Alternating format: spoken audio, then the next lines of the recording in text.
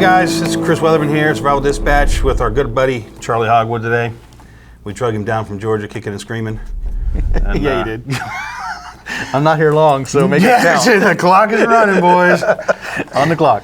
He used to like Florida. Yeah, I was born here. I know. I was born over by where you live. Well, anyway, we wanted to take a minute. You know, we were having a little discussion a few minutes ago, and we wanted to take a minute and kind of have this discussion with you guys. And it's, you know, I just spent some time up in North Georgia. You know, we did our little thing, and then I stayed another week up there doing some work with a buddy of mine. And I noticed while I was there, we never watched TV at all. Like night, day, we never turned the thing on.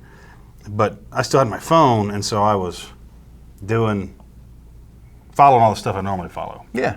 But since it was the only like diversion I had, I was paying particular attention to it. Yeah, yeah. And you know, it was your demanding your attention more than the quiet and the plus with outdoors. everything that was going on, Iran and all the stuff that happened at Aramco and all that stuff. So you start looking at these things and I noticed it was wearing on me. Yeah. You know. Yeah. Like you could just feel it, like, oh, this is horrible. And you know, and so there is such a thing as paying too much attention to this stuff. You know. Yeah. Yeah. Mental fatigue. Mental fatigue. Yeah. You know, it's a good analogy is like if you got 47 windows open on your computer, the thing's going to run slower. And the same thing happens to us. We might think we're actually considering these things, but it's running in the back of our head, like, Aramco and Iran, Syria, North Korea, who's blaming who for doing what? Yeah, now we've got to search it out and try to determine it for ourselves. Yeah, because we don't believe what we're reading anywhere. And Trump said this, and now everybody's mad at him over that. And then there's our southern border crisis, the economy, and the little flash crash thing that we just had like yesterday and today, and and everybody's talking of recession, and if you follow all these threads, that's a lot of stuff to keep track of. It's a lot of plates spinning in the air at the same time. And like you mentioned, we're absorbing all this data and stuff, all this intelligence, and we're trying to, in our minds, construct a picture of what it all means. It's like trying to put a puzzle together without all the pieces. Without knowing what the puzzle is going to look like at the end. Yeah. Well, I know some people that build them. They'll flip them upside down and build them. Oh, really? You can't see the picture. Yeah, why punish yourself? They're on the spectrum, I think they call that. Yeah. But it's like doing that, But you're developing the picture what you want the puzzle to look like when you're done, based on your biases, like we were talking about just a little while. We talked about this before we sat in front of the camera, trying to figure out how to flesh this cloudy idea out, and we've learned that we spend so much time buried in these devices, computers and TVs and phones and tablets, and every little alert that we get, notification on these phones will pop up, and it'll be a headline. And you're like, well, wait a minute, what's that mean? How does that fit in and affect me? And and then you start down a new rabbit hole. Yeah, and you go down the rabbit hole, and you're chasing these ideas, and then you find out that you're in a time warp. Yeah, you've lost an hour. You've not done what you're supposed to do. Oh yeah, you can lose time. And and there is a downside to the instant access to information. When something happens today, we know about it very quickly, almost before it's even properly reported. Before it's like with Aramco. Yeah. The Saudi oil field or refinery area got hit, and I think the explosions are still rising in the air. Yeah. When it came out that Iran bombed Saudi Arabia. All of a sudden, no, Houthis, you didn't do that. Don't even try it. No, that was you guys over here that did that. And that's when that happens, and you get the news cycle has to be fed. That monster has to be fed 24 hours a day. And I think by that urgency to rush a story out, and it causes us the same anxiety in a sense, that we're like, okay, well, do I need to know that? Do I not need to know? What's it mean to me? Or does it mean anything to me at all? Or why are you telling me this? And just that is a bit of a frustration. Yeah. So that's a problem too. And tracking news sources like Zero Hedge, Drudge, whoever you guys follow, and you go down through reading all these headlines. You see something that catches your eye, you click on it, you read their article. Oh wait, there's more links here. Yeah. Let me go to those links now and read those. And by the time articles. you get to the end, the page is refreshed with another few stories. Yeah, and they're not neatly placed at the top. Oh no, no, they're spaced out throughout the page. They're all over it on purpose. To make you look. So you're looking at all the page and getting all the advertising in. But it can lead to a term some of you probably heard. It's called paralysis through analysis. You get to where we were using an example when we were discussing this about hurricanes, about especially now when as soon as one forms out there, oh, here's the spaghetti models. That's right. And they change like every 45 seconds or something. It seems like. Yeah. And you can get wrapped around the axle on those. You certainly can. And what do they call it, being stalked by a turtle because it moves so slowly? Me and my dad had a term for we used to like to watch like the old really really bad old like C-grade horror movies. Oh yeah. And we called them kabunga movies because there was this one where this monster would say kabunga. That was all he would say. Right. And everybody would run like hell from him, and he moved about this fast. Yeah. But he caught everybody. He catches everybody. That's right. Everybody's gonna trip and fall. You could easily stay away from this stuff if you just used your head and paid attention. But that same thing goes for the news cycles, the information, the OSINT, for lack of a better word. And if you know what OSINT means, it stands for Open Source Intelligence. You can spend too much time on it, whereas if you kind of step back, and again, it's that instant access to information. It is, and it's incomplete information, and everybody's reporting it a little bit differently. Well, and everybody wants to be first too, and they say it breathlessly, and so what does that mean to me? And that's, you need to digest this information that you're getting, and you got to figure out, okay, does that affect me? How does it affect me? Is this part of the macro economy? Is it part of my micro economy? Yeah. Is it going to affect my job? Is it going to affect my family? Yep. If it's not high on the list of priorities of things that are going to affect you or how you prepare throughout your daily life, then maybe it needs to be set on the side. But the problem is the more of this information that we put in that's not really intelligence yet. It's just information. Well, at that point, it's raw data. It's not even data or info. It's something to think about, and it gets in the back of your head. And you got these burners in the back of your head that are piecing these puzzles together, that are now running with all of this. It's like you need to like dump the cache on your computer every once in a while. And let some of that stuff go. So we need to step away from the TVs and the computers and the phones, and maybe get out to the woods. Maybe go out to the shop, out to the garage, and tinker on something. Do something with your hands, and let that stuff go. Yeah. We had a great time when we were up in the mountains up there for a couple days. Yeah. No cell services. Mm-hmm. For a few days, we were just off grid, in the dark, happy as a lark. Yeah. Wasn't having to worry about what was going on. Wasn't thinking about it. Wasn't seeing tweets come up and be like, oh hell no, North Korea launched 2 more missiles. It don't really mean nothing to me, but it's something that when it happens, I'm like, crap, they're still doing this. Yeah. And it just makes you think, or what the Russians are up to, or what everybody's up to. And almost it seems to me like some of it is done as a distraction.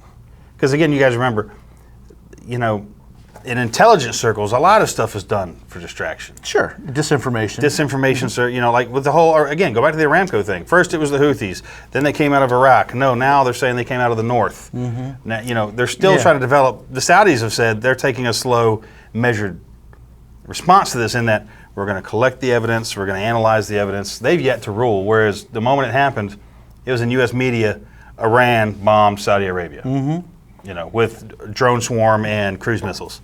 Yeah. And like I said, the fires were still burning when that was reported here. And naturally the talk of, oil's going to go up to $120 a barrel and gas is going to... a little bit, everybody freaked over a supplier that produces 5%. 5% of the global demand. Oil demand, 5%. Well, because it's one of the the critical triggers, along with the Straits of Hormuz is a critical trigger point. Yeah.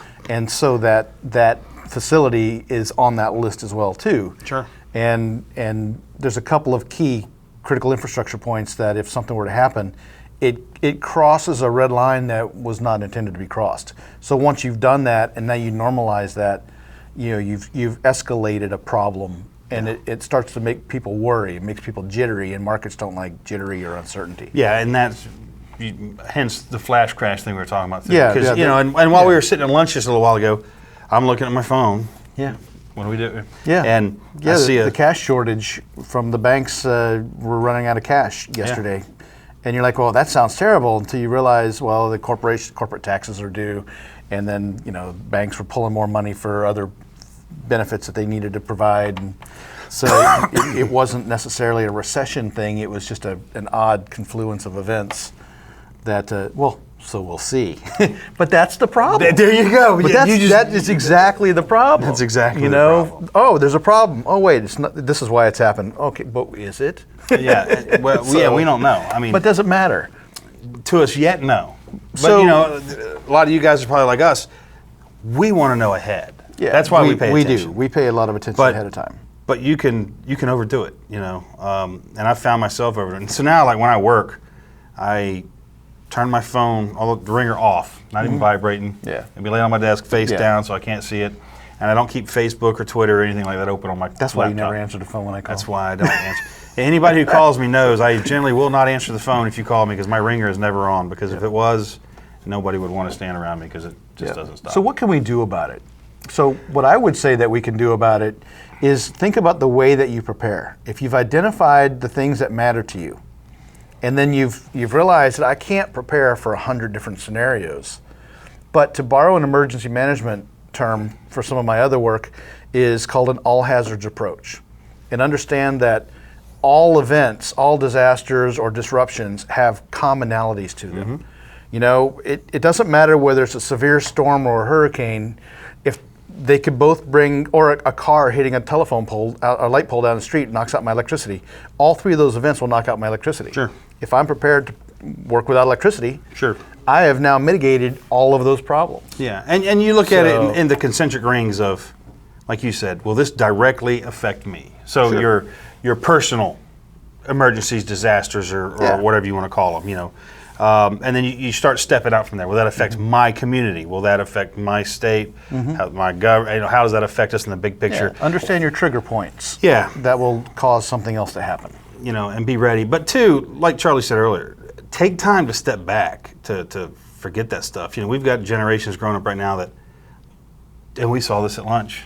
That don't know what it's like, John, I'm talking to you, to not have an electronic device in their hand. Yeah. They don't know what life was like. I mean, can you imagine kids today if you gave them a set of encyclopedias to write a report out of? They would sit on top of them to say.